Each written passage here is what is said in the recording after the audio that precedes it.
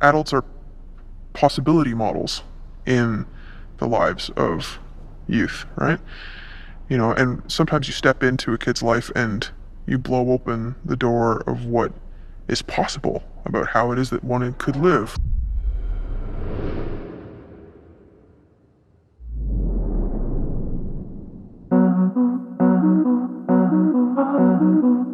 It's very hard work to be a teenager. It's very hard work. People underestimate how hard it is to be a young person. All of these really big pieces of who you are, what's your identity, what do you care about, what's your values,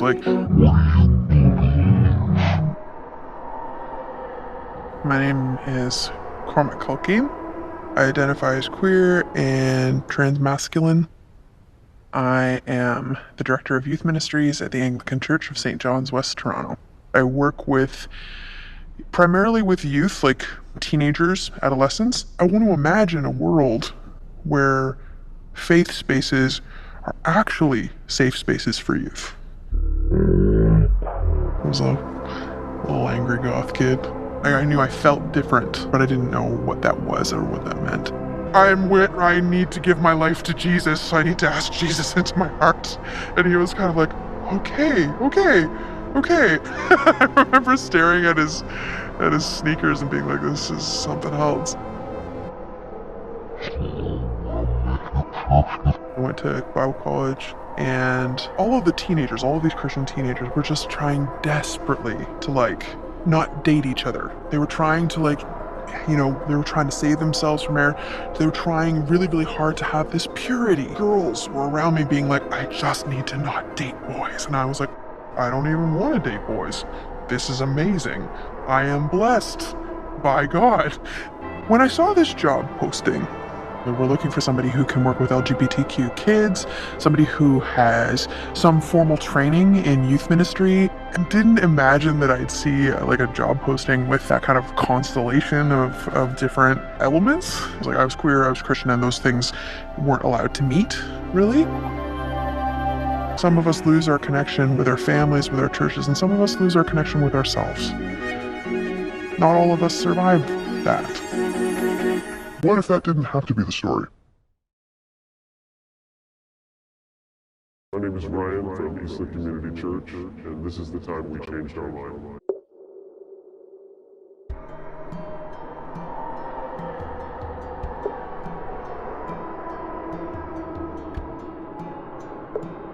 What does the Bible say about homosexuality? I always felt awkward about it. I didn't want to bring it up. I felt like I needed to scare people into believing the right thing, because the God who loves them is going to send most of human history to hell. That's the good news. Sounds pretty shitty.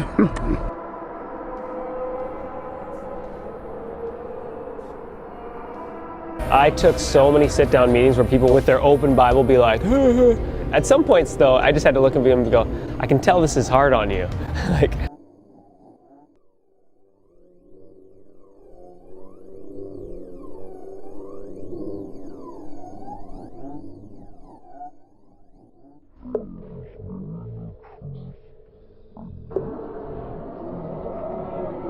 I don't care if the Bible says gay people suck.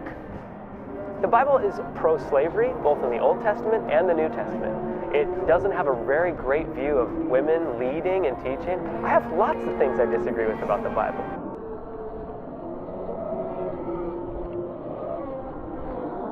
And we've decided it fell from the sky, and now we got to run it like a manual for how to run the earth, how to legislate morality, and that's not what it is. If we need to consult an ancient book to know what to do when a human being is in front of us, I think we're screwed already.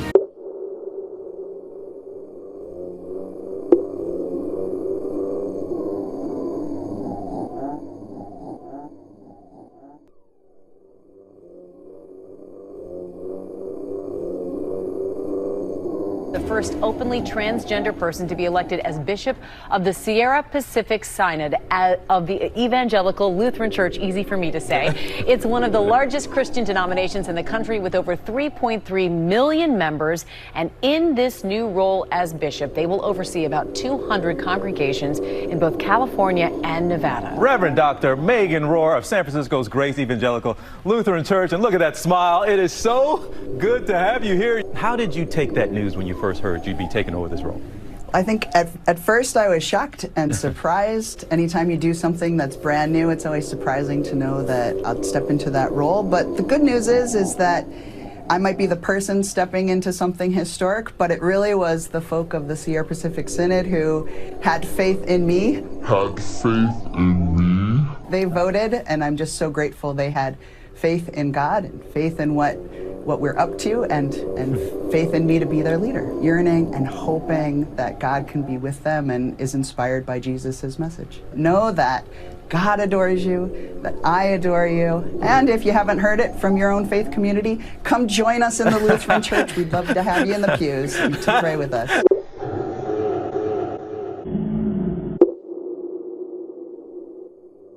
The question of whether or not LGBT people can be people of faith, I think, is kind of funny one, because they are people of faith. So it's like saying, can the grass be green? People of faith haven't always been welcoming to the LGBT community, and in fact, many times people of faith have been outright contemptuous of LGBT people. And one of the things I'm trying to do, at least in the Catholic Church, is to remind people that, at least for Christians, Jesus' message was always one of inclusion and welcome. We have probably hundreds of thousands of LGBT Catholics who are participating in the lives of their parishes, and they're Catholic already, they're baptized already, and they have every right to be in the church as much as the Pope or their local bishop or me. And, anytime you stand up for a marginalized group of people, you're going to get some pushback. It's inevitable. It shouldn't bother you. By standing up for people who are marginalized in any way, you are doing exactly what Jesus did, and you're doing what Jesus asks us to do. They treated Jesus this way, and, why would we expect any different if we're going to stand up for LGBT people?